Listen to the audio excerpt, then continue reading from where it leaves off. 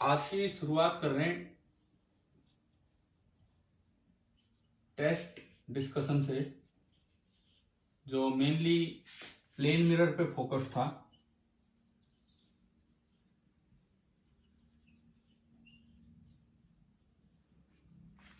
यहां से हम आज की शुरुआत करते हैं। 20 सवाल थे, हम धीरे धीरे करके सारे डिस्कस कर रहे हैं। क्वेश्चन नंबर 1, देखो पहला सवाल उस तरह का था कि जैसे आपने किए हुए हैं वो सब,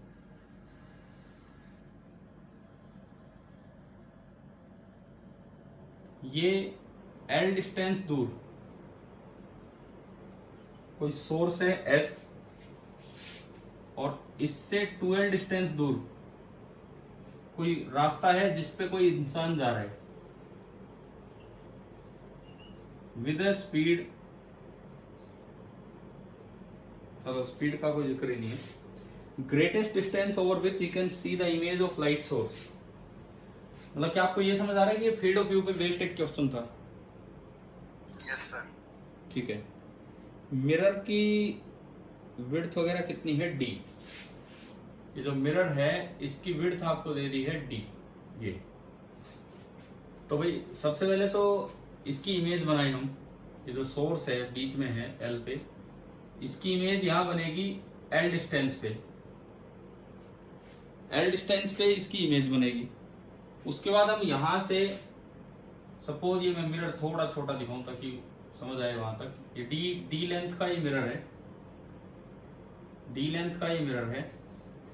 आपने यहां से इसका फील्ड ऑफ व्यू बनाया, दोनों एंड्स को ज्वाइन करते हुए। यहां तक मान लो बस, ये दोनों एंड्स को ज्वाइन करते हुए। ध्यान है ना, ये ऐसे बनाते थे हम, है ना? तो आपको ये है वो ग्रेटेस्ट डिस्टेंस जो आपको निकालनी है। मान लो मैं इसको नाम दूं ए बी।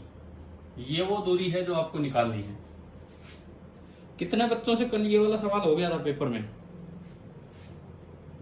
आप में से?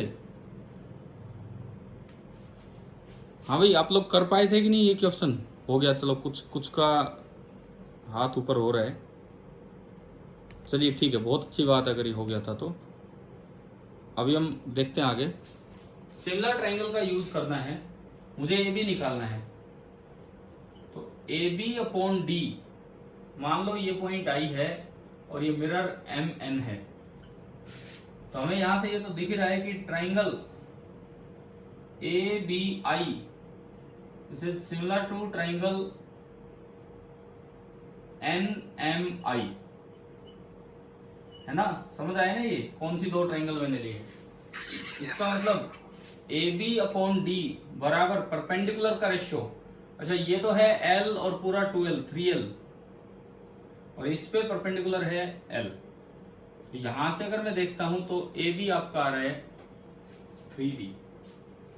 ए B is equal to 3D, और ए बी 3D आने का मतलब है कि ये आपका जो है ऑप्शन नंबर आ गया डी। ये हुआ आपका पहला सवाल। चलो फर्स्ट वन क्लियर।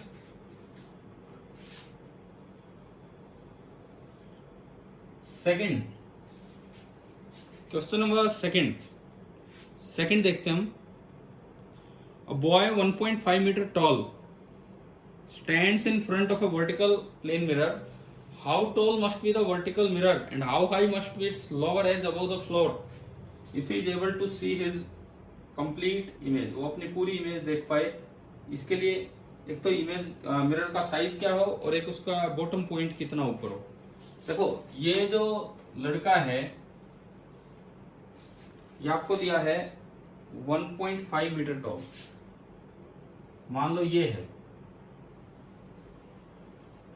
इसकी पूरी लंबाई हमें दे रखी है 1.5 मीटर। तो ये तो आपका हो गया h, ये तो टोटल हाइट है h। Assume that his eyes are 10 centimetre below the top of his head. इसकी जो आईज है वो 10 सेंटीमीटर, 10 सेंटीमीटर का मतलब है कि 0.1 मीटर। 10 centimetre means 0.1 metre. तो 1.5 में से 0.1 गया तो ये हो गया 1.4 मीटर। ये फुट, ये हेड और ये आई। तो भाई आप जानते हैं ना, जो मिरर लगाना होता है वो इस तरह लगाना होता है कि हेड और आई के बीच में तो उसका टॉप पॉइंट, और आई और फुट के बीच में उसका बॉटम पॉइंट, और ये मिनिमम साइज है h/2 पढ़ा हुआ हमने। h/2 1.5/2 कितना हो गया? 1.5/2 0.75 मीटर, ठीक है। और ये आपको दिख रहा है कि ये बिल्कुल इसका आधा, तो ये बॉटम पॉइंट यहां से 0.7 मीटर ऊपर हो गया, 1.7 1.4 मीटर का हाफ।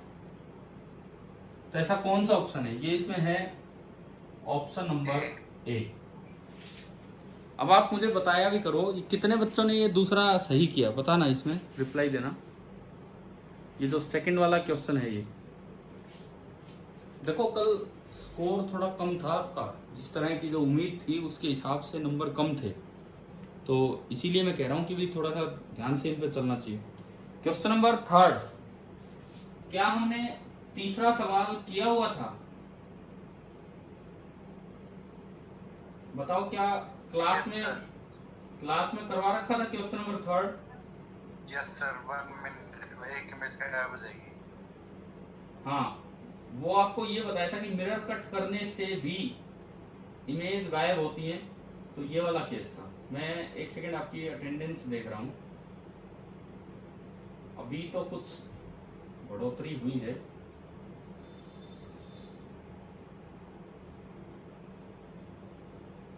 एक सेकंड बस।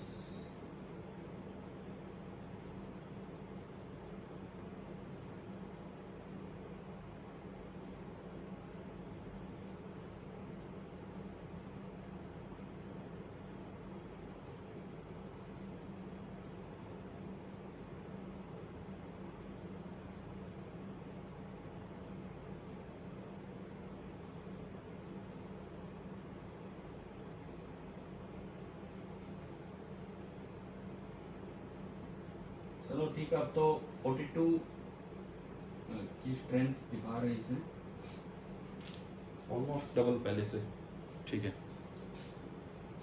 तो पेपर तो यार कम बच्चों ने दिया, ये पेपर क्यों नहीं दिया इतने बच्चों ने? कल आपके लिए पेपर बनाते हैं, आप पेपर ही में ही अपीयर नहीं होते हो। क्वेश्चन नंबर जो 3 था वो हमने किया हुआ है, और वैसे तो 3 इमेज होती, लेकिन ये मिरर की इस तरह से पोजीशन कट कर रखी है कि 3rd में इमेज कितनी बनेगी? 2। नंबर ऑफ इमेज 3-1 हो जाएंगी। कोई फॉर्मूला नहीं लगाया 3-1, वो एक मिरर कट करने से गायब हुई है, ठीक है, इसलिए 2 आएगा। 2 कौन सा ऑप्शन है आपका? Second option, B. Question number 4, इससे आसान सवाल तो पूरे पेपर में नहीं था। Linear magnification of plane mirror, +1 हाँ, +1, ये ऑप्शन था आपका ए। तो आप ये बताओ, क्या पहले 4 सवाल लगभग आसान थे कि नहीं, जो आपके लगभग किए वैसे इस तरह के पहले चारों? Yes sir. ठीक है। नंबर 5th में क्या किया कि वही चीज 2 बार लगवा दी। 2 बार आपने मतलब एक ऑब्जेक्ट इस तरह से रखा है कि ना इस इमेज के सामने ना उस इमेज के सामने। ये बताओ, ये 5वां सवाल हुआ आपसे किसी बच्चे से? Yes sir. चलो कोई नहीं, हुआ नहीं हुआ, अभी हम इसको 5th को स्टार्ट करते हैं। 1 मिनट बस।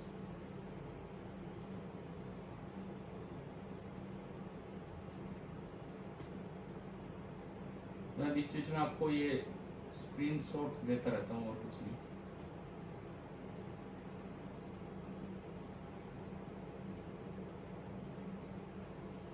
अब तो यार लगभग जैसे भी बोर्ड फिल होता है, मैं आपको भेज रहा हूँ ना इनकी फोटो।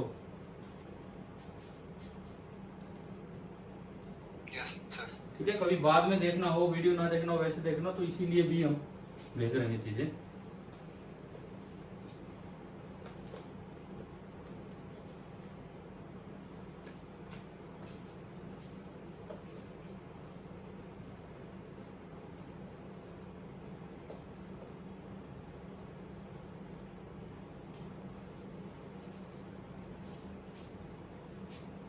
क्वेश्चन नंबर 5 हम देखें। 5 में कुछ इस तरह का डायग्राम बना रखा है कि दो मिरर हैं और उनके बीच में ऑब्जेक्ट है। एक मिरर एल लेंथ का ऊपर है,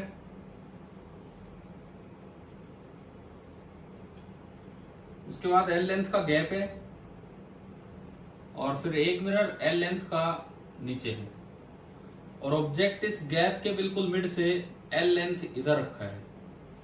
ये भी एल, ये भी एल, ये भी एल, और ये लेंथ भी एल है, और इस ऑब्जेक्ट से एल लेंथ इधर ये रास्ता दिखा रखा है। 12 है वो मिरर से, टोटल 12। तो पूछा है कि कितनी देर के लिए जो आदमी है वो ऑब्जेक्ट की इमेज देख पाएगा, ये आपको बताना है। कितनी देर के लिए इमेज देख पाएगा, तो एक से निकाल लो और डबल कर दो, यही होना है। पहले तो डिस्टेंस निकालो। देखो इसकी इमेज कहां बनेगी, हमने पढ़ रखा है कि तोड़ दो इसको जब भी इमेज तो इधर ही बनती है, इसके सामने ही। ये अगर एल लेंथ इधर है तो जो इसकी इमेज बनेगी वो भी एल लेंथ इधर बनेगी। अब देखो मैं फील्ड ऑफ व्यू पूरा करूं, एक तो ये और एक ये, मतलब एक तो मुझे ये डिस्टेंस देखनी है, और जितनी ये डिस्टेंस होगी, जितनी ये डिस्टेंस होगी उतनी ही ये डिस्टेंस होगी। सपोज ये डिस्टेंस d है तो ये भी d होगी, तो जो टाइम आएगा वो आ जाएगा 2d/u। इतनी देर के लिए आपको इमेज नजर आनी है। पहले तो बताओ डायग्राम क्लियर हुआ 5वें सवाल का? ठीक है। अब ये d अगेन थोड़ा सा सिमिलर ट्रायंगल का ही यूज होगा और कुछ नहीं है। ये लाइन सीधी है, ये थोड़ा सा तिरछा कर दिया मैंने, बोर्ड छोटे है। सिमिलर ट्रायंगल्स का ही यूज करना है और कुछ नहीं करना है, जिससे कि ये चीजें निकले। कैसे निकालें हम इसको? सपोज आपने ये डाल दिया परपेंडिकुलर, ये आपने परपेंडिकुलर डाल दिया।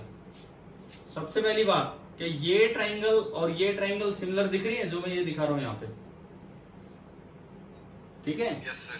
ये L और ये पूरा 12, तो ये कंप्लीट होगी 3L, और ये है आपकी L/2, L/2।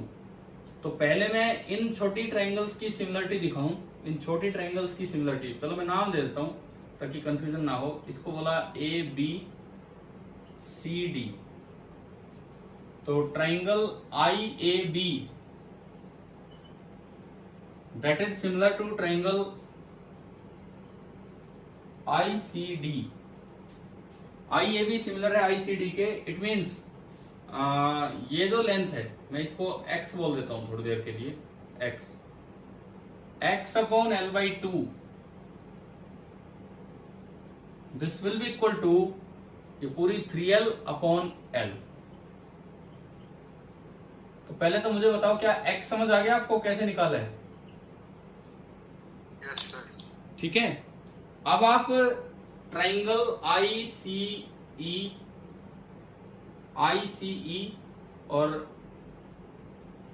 IAF, ये सीधी ए लाइन तिरछी मत मानना। Triangle ICE is similar to triangle IAF।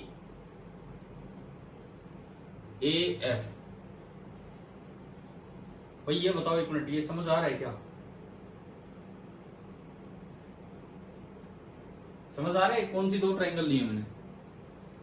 ICE ये पूरी और एक ये छोटी, ठीक है? ये दो ट्रायंगल सिमिलर हैं, तो इनमें भी वही साइड, एक तो पूरी साइड,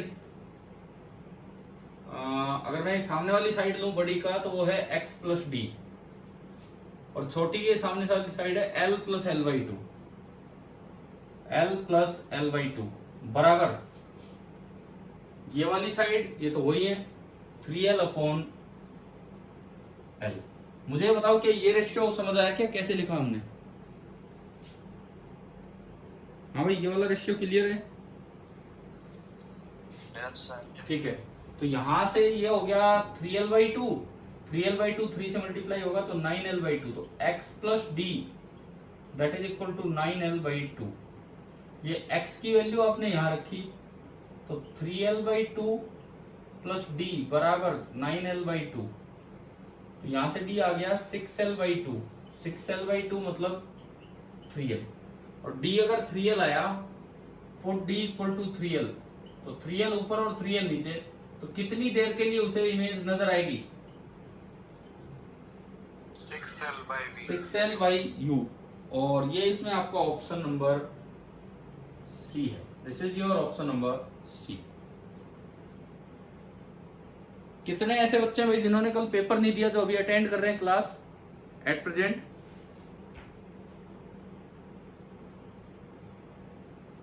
आपको देखो है ना, बच्चे तो है ना ऐसे, तो आपको तो पेपर तो मिला ही नहीं है, क्या सवाल थे क्या नहीं थे। अगर आपको पेपर चाहिए तो आपको अटेम्प्ट करना पड़ेगा, अटेम्प्ट करोगे तो ही आपको पेपर मिलेगा, नहीं तो पेपर मिल ही नहीं सकता है। चलिए कोई नहीं, इसके बाद हम बढ़ते हैं आगे। ये आपका हुआ सवाल नंबर 5।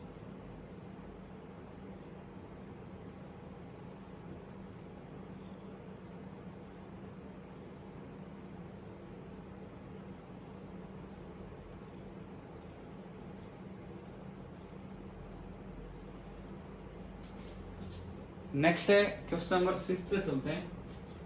मिटा दूं ये, आगे हो तो समझ।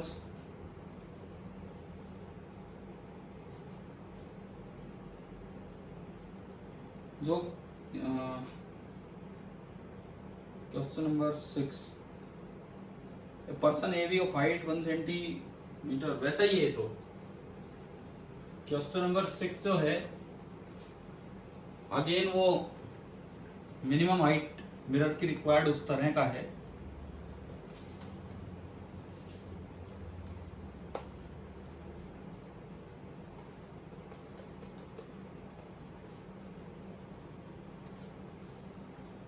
देखिए छठे सवाल में कहते हैं कि person A B of height 170 centimetre standing in front of plane mirror, his eyes are at a height of 164 centimetre from ground, at what distance from ground level should a hole be made in the mirror so that he cannot see his head या hairs। इस सवाल में आपको ये रे diagram ढंग से समझ आना चाहिए। मान लो भाई ये है, इसकी टोटल हाइट आपको दे रखी है 170 सेंटीमीटर, टोटल हाइट दे रखी है 170 सेंटीमीटर, और इसकी जो आंखें हैं वो ग्राउंड से 164 सेंटीमीटर पे है, यानी कि हेड से 6 सेंटीमीटर पे होगी। ठीक है, ये यहां से और यहां तक की जो लंबाई है, ये दिस इज 6 सेंटीमीटर, ये हेड है। तो पूछता है कि कहां पे होल करे मिरर में ताकि इसको अपना हेड नजर ना आए।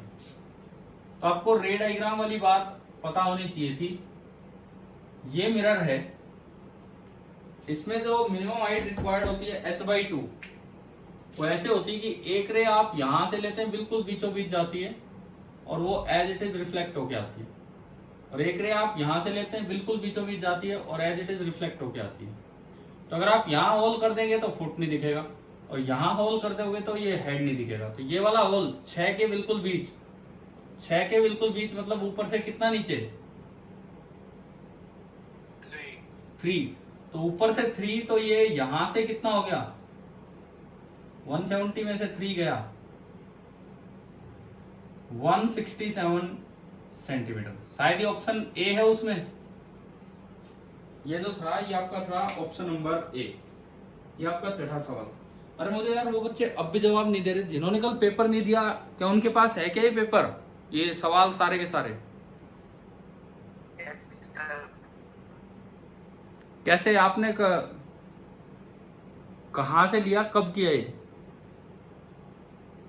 सर कल मैंने सर एग्जाम दिया था सर, टेस्ट, लेकिन सबमिट हुआ ही नहीं सर, टेक्निकल प्रॉब्लम थी। अच्छा चलो कोई नहीं, ठीक है आगे बढ़ते हैं। Question number 7, a thick plane mirror जिसमें नंबर ऑफ इमेजेस बनती हैं एक बल्ब की, तो ब्राइटेस्ट इमेज कौन सी होगी? आप बताओ, क्या कल पढ़ाया था ये? थिक मिरर से ब्राइटेस्ट इमेज कौन सी बनती है? Second image. सेकंड, बिल्कुल सही। पहली इमेज में बहुत ही कम लाइट आती है, लेस देन 10%। दूसरी इमेज में जो लाइट आएगी नियरली 85% के आसपास। तीसरी इमेज में फिर जो लाइट आएगी this will be again less than 5%, यानी कि ये वाली आपकी ब्राइटेस्ट इमेज हमें नजर आएगी। तो आंसर आ गया बी, सेकंड। कल की क्लास में हालांकि ये चीजें डिस्कस हुई थी। सवाल नंबर 7 के बाद क्वेश्चन नंबर 8, ये मिरर के रोटेशन पे। अच्छा, क्या ये 8वां सवाल पहले डिस्कस हो चुका है क्या? बताओ क्लास में। No sir. ये तो डिस्कस हो चुका है कि अगर मैं मिरर को थीटा एंगल से घुमाता हूं तो रिफ्लेक्टेड रे 2 थीटा से घूमती है। Yes sir. है ना, ये तो हुआ था। तो सुनो, क्या है कि ये कोई स्क्रीन है, ये कोई मिरर है। शुरू में मिरर बिल्कुल सीधा था, बिल्कुल सीधा था, तो एक लाइट रे गई और एज इट इज आ गई। जब ये बिल्कुल सीधा अरेंजमेंट था तो एक लाइट रे जाती है और एज इट इज आ जाती है और यहीं पे स्पॉट बन जाता है। ये था। किसी तरह रोटेशन हुआ और मिरर में 3.5 डिग्री का डिफ्लेक्शन हो गया। थोड़ी देर बाद का मैं अगर डायग्राम बनाऊं, थोड़ी देर बाद का, तो ये मिरर ना ऐसे घूम गया।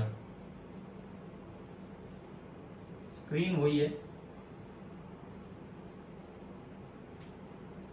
अब ये लाइट आएगी, लेकिन अब ये नॉर्मली इंसिडेंट नहीं है। पिछली बार तो यही नॉर्मल था, अब जो नॉर्मल है वो भी 3.5 डिग्री से घूम गया।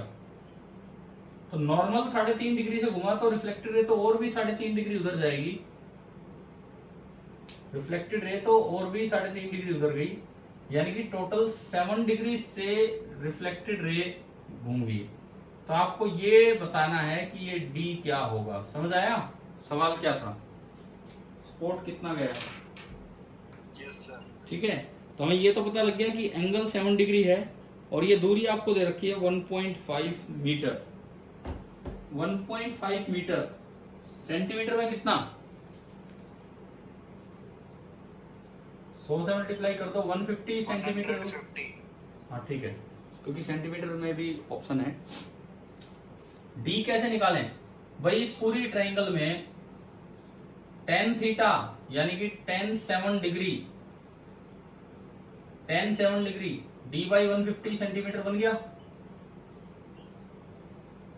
तो मेरा जो डी निकल के आ रहा है that is tangent 7 degree into 150 centimetre. आप ये बताओ, यहां तक आया समझ? ठीक है। Yes sir. अब tan 7 डिग्री की वैल्यू कैसे निकालते हैं? रेडियन में कन्वर्ट करके। 7 डिग्री का मतलब होता है 7 degree into pi by 180 degree radian. Degree से डिग्री गया, पाई को आप लिख दो 22/7।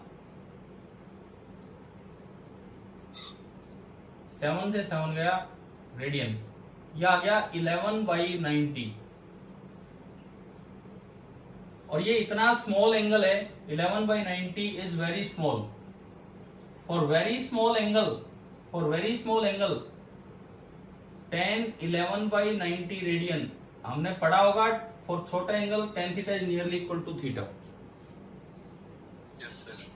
तो आपने यहां से ये d निकाला, तो 11/90 इंटू 150 सेंटीमीटर। 0 से 0 गया, 3 पे गया 5 और 3, 55/3 सेंटीमीटर। 18 3 54, क्या नियरली 18 सेंटीमीटर आ गया कि नहीं?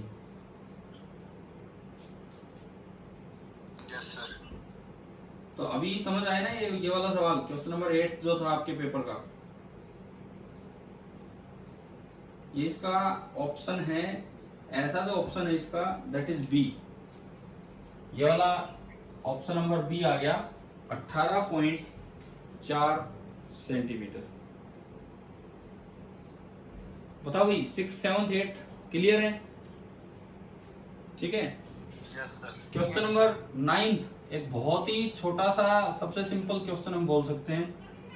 Focal length of a plane mirror, for plane mirror, हाँ फॉर प्लेन मिरर आर भी इनफाइनाइट होता है, फोकल लेंथ भी इनफाइनाइट होता है, 1/f की कहीं जरूरत पड़े, 1/f की कहीं जरूरत पड़े वो 0 होता है। तो फोकल लेंथ इनफाइनाइट, तो ये आपका ऑप्शन नंबर सी है। ये हमारा हो गया 9 तक। आपके जैसे कोई भी ठीक ठाक सा सवाल आता है ना, जैसे 8th आया था, तो इस तरह की चीजें नोट कर लिया कीजिए। 9 तक हम कर चुके हैं, उससे आगे पढ़ते हैं अभी। 1 मिनट।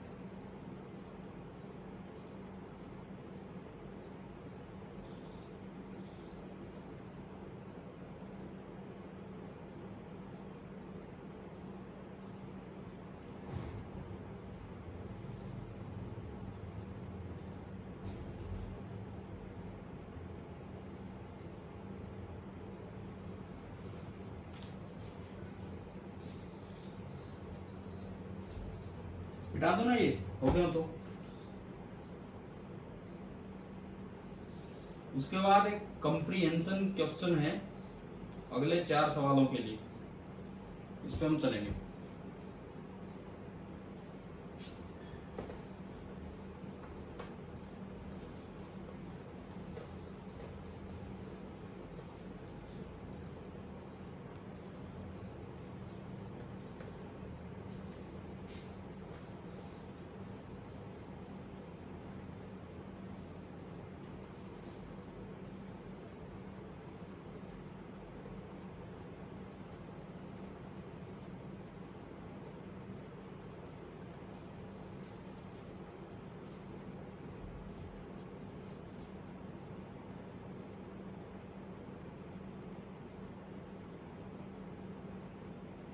क्वेश्चन नंबर 10 देखते हैं, मतलब ये कंप्रीहेंशन क्या है, वहां चलते हैं। 4 particles are moving with different velocities in front of the reflecting surface of a stationary plane mirror lying in a plane parallel to yz such that the normal to the reflecting surface is along negative x-axis। देखिए ये question number 10, 11, 12 and 13, यहां पे हम हैं। एक plane mirror है, ये है, ये इसकी रिफ्लेक्टिंग सरफेस है, और जो प्लेन मिरर है वो तो yz प्लेन में है, और जो इसकी ये रिफ्लेक्टिंग साइड है this is negative x axis, यानी कि पॉजिटिव x एक्सिस आपका आगे दिया है, और ये y और z इस तरह से दिए होंगे इसके प्लेन में। स्टेशनरी है, ये भी एक अच्छी बात है कि हमारे लिए मिरर रेस्ट पे है, नहीं तो और काम बढ़ जाता। At t equal to 0, t equal to 0 पे velocity of a is i cap. देखो i कैप मतलब आगे, a की जो वेलोसिटी है वो i कैप है, यानी कि वो 1 मीटर पर सेकंड से आगे जा रहे हैं। क्या ये बात समझ आ रही है? t इक्वल टू 0 पे a का क्या हाल है? ठीक है। b की वेलोसिटी है minus I cap plus 3j cap. b को अगर मैं देखूं तो माइनस आई कैप इधर तो जा रहा है 1 मीटर पर सेकंड से, मुझे यूनिट भी लगाने की जरूरत नहीं, इन्होंने कोई यूनिट नहीं दी है, और प्लस 3j कैप इधर जा रहा है 3 से, ये बना दिया हमने b। उसके बाद c 5i cap plus 6j cap. अगर मैं c की बात करूं, c 5i कैप इधर और प्लस 6j कैप इधर, ये आपका हो गया c। And then d 3i cap minus j cap. d की मैं अगर बात करूं तो 3i कैप और माइनस j कैप, 1 से इधर। t बराबर 0 पे क्या आपको समझ आ गए सारे कैसे कैसे बने हैं t बराबर 0 पे? Yes sir. ठीक है, उससे आगे हम पढ़ते हैं इसमें।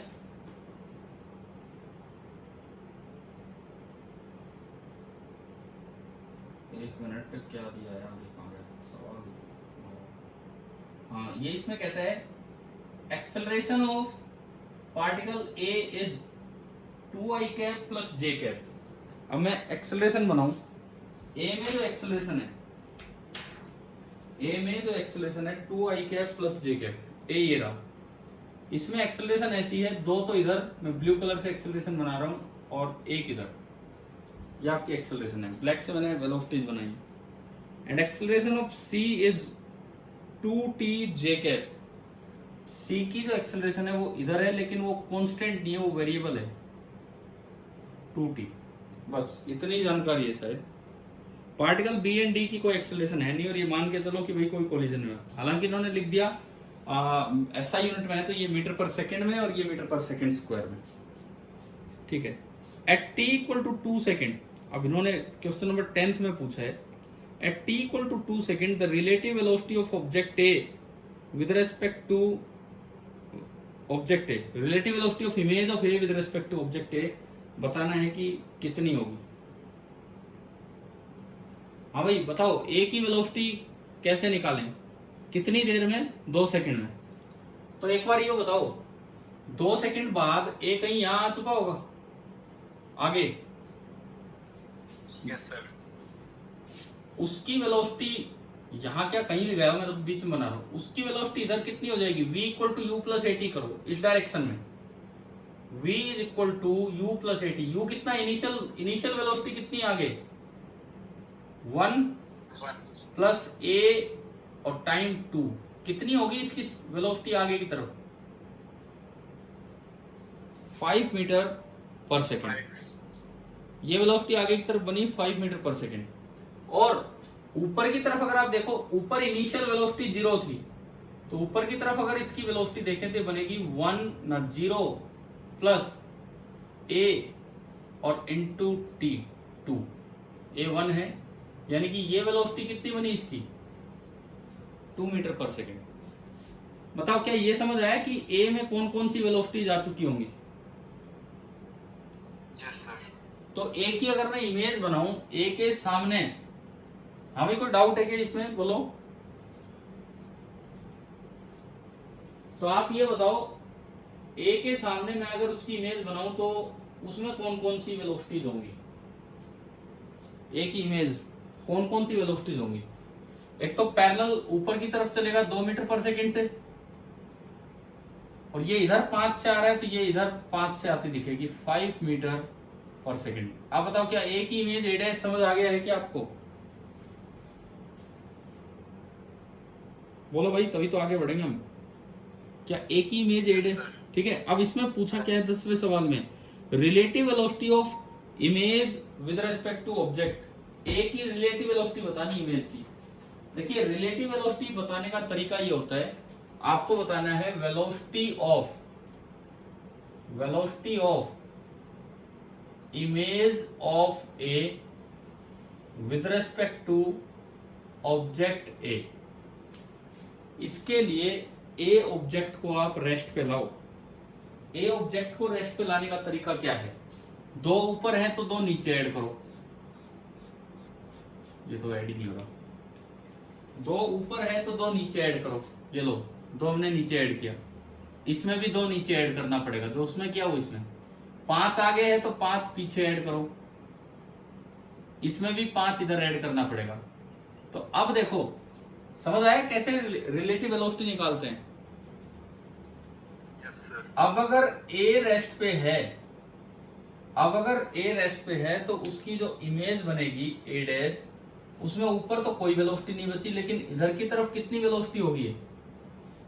5 और 5 10 मीटर पर सेकंड। 10 मीटर पर सेकंड। और ये पॉजिटिव एक्स में है कि नेगेटिव एक्स में है? ये वेलोसिटी पॉजिटिव में कहा है यार? पॉजिटिव एक्स एक्सिस तो आगे है, इसकी डायरेक्शन तो अपोजिट है। समझ गए हो? तो ये वेलोसिटी बनेगी 10 आई कैप, लेकिन नेगेटिव एक्स एक्सिस में है तो -10 आई कैप। आप बताओ क्वेश्चन नंबर 10 आ गया क्या? समझ क्या था?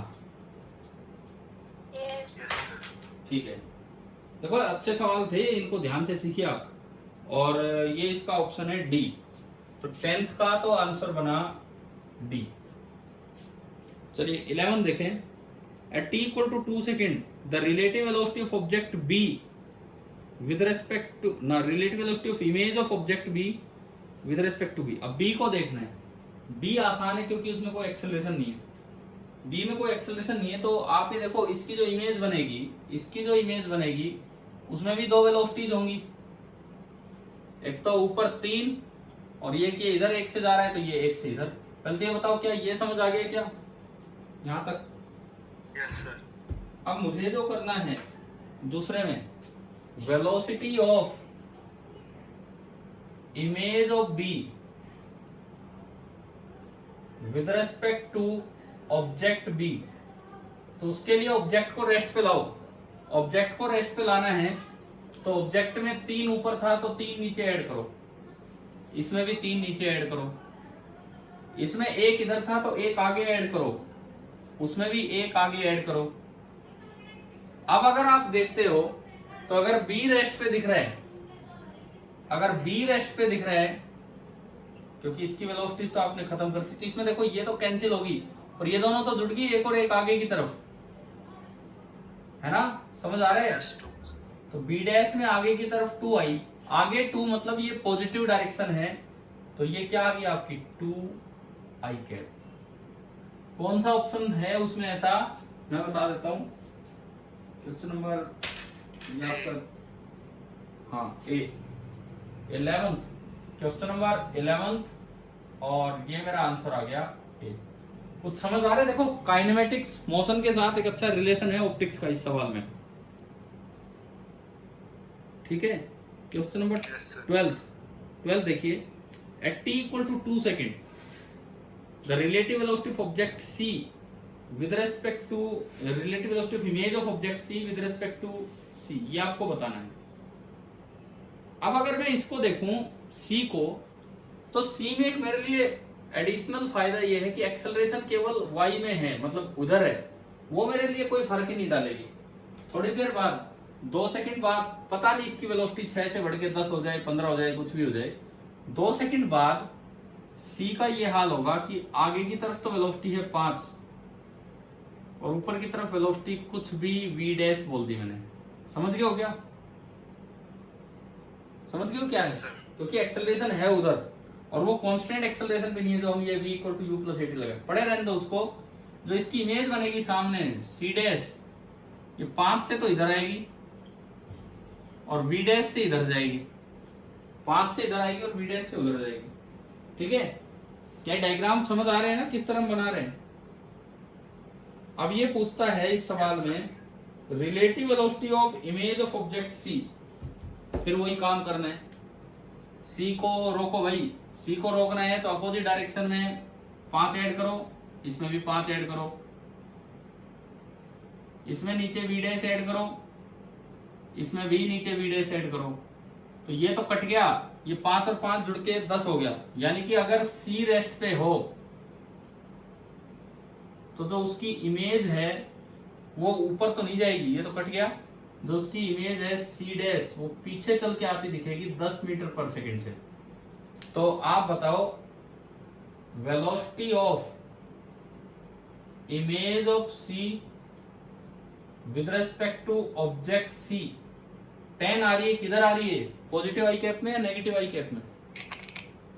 नेगेटिव आई कैप। तो -10 आई कैप। कौन सा ऑप्शन है ऐसा उसमें? फोर्थ मतलब डी। ये आपका हो गया क्वेश्चन नंबर 12। अभी तो अच्छे से क्लियर हो गया होगा ये वाला सवाल प्लेन मिरर का। Yes sir. ठीक है, एक और आखिरी बचा है वो और देखते हैं। Question number 13 at t equal to 2 second relative velocity of image of object d with respect to object d। अब 2 सेकेंड पे d का क्या हाल है वो आपको बताना है। वही वैसा ही है शायद। कोई एक्सेलरेशन है क्या d में? No sir. बस तो d में कोई एक्सेलरेशन ही नहीं है तो बड़ा सीधा सा काम है। d की इमेज बनाओ, ये 3 से इधर आएगी, ये 1 से यूं जाएगी, फिर इसको रेस्ट पे लाना है, इसमें 1 ऊपर ऐड किया, इसमें भी 1 ऊपर ऐड करेंगे, कट गया। इसको रेस्ट पे लाना है, पीछे 3 ऐड किया, इसमें भी पीछे 3 ऐड किया, जुड़ गया। तो अगर d रेस्ट पे हो, अगर d रेस्ट पे हो तो जो उसकी इमेज है वो पीछे आ रही है 6 से, d डैश तो अगर मैं ये आखिरी चीज लिखूं कि velocity of image of D with respect to object D कितना बना बताओ, पीछे बना तो -6 आई कैप। कौन सा ऑप्शन है ये उसमें? Option number B.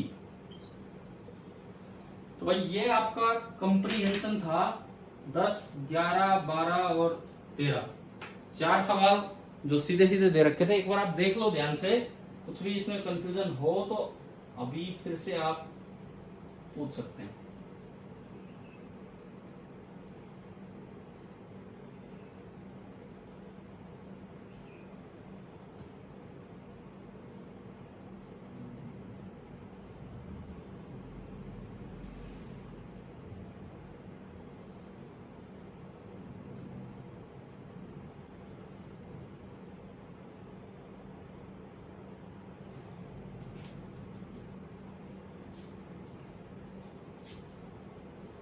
जिन्होंने पेपर नहीं दिया कम से कम अब तो ढंग से देखें क्या था क्या नहीं।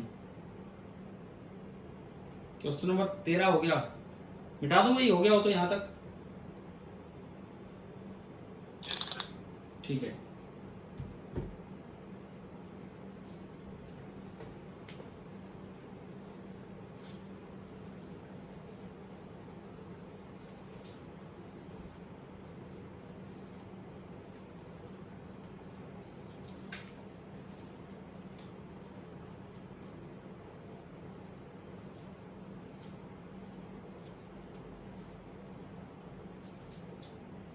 क्वेश्चन नंबर 14 में कहता है two plane mirror are inclined at 60 degree to each other.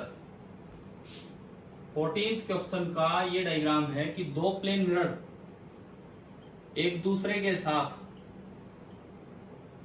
60 degree पे इंक्लाइंड है। If a ray of light incident on the first mirror is parallel to the second mirror, बिल्कुल इसके पैरेलल, ये मैं first mirror लेता हूं और ये सेकंड मिरर। फर्स्ट मिरर पे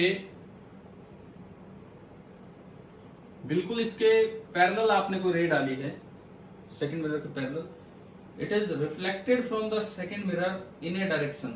तो आपको ये बताना है कि सेकंड मिरर से ये कैसे रिफ्लेक्ट होगी। तो भाई बस ये डायग्राम ही पूरा करना था। ये आपने नॉर्मल बनाया, ये इसके पैरेलल है तो ये एंगल भी 60 डिग्री होगा, पैरेलल लाइन है, कोरस्पॉन्डिंग एंगल। तो ये बना आपका 30 डिग्री, ठीक है। एंगल ऑफ इंसिडेंस 30 है तो एंगल ऑफ रिफ्लेक्शन भी कितना हो जाएगा? 30। ये एंगल ऑफ रिफ्लेक्शन जो बनेगा ये भी आपका बना 30, तो ये हो गया 60, इधर हो गया 60। अच्छा ये 60 और 60 120, तो ये भी बचा आपका 60 डिग्री। और अगर मैं वहां नॉर्मल डालूं तो वहां एंगल ऑफ इंसिडेंस कितना हो गया? 30 डिग्री। यानी कि वहां से जो रे रिफ्लेक्ट होके चलेगी, वहां से जो रे रिफ्लेक्ट होके चलेगी वो भी कितने डिग्री पे चलेगी? 30 डिग्री पे। क्या डायग्राम कंप्लीट करने आ गया आपको? ठीक है। अब ये देखो, ये पूरा 180 है, 60, 30, 90, 120, तो ये कितना बचा? 60 बचा। अब ये भी 60, ये भी 60, तो दोनों एंगल इक्वल है, कोरस्पॉन्डिंग एंगल इक्वल हो गई, ये ट्रांसवर्सल है। तो क्या ये लाइन पैरेलल टू M1 बन गई कि नहीं? ठीक है, यही था, एक हल्की फुल्की ज्योमेट्री लगानी थी। और ये आपका क्वेश्चन नंबर 14 का बी ऑप्शन है, ऑप्शन नंबर बी। ये आपका होगा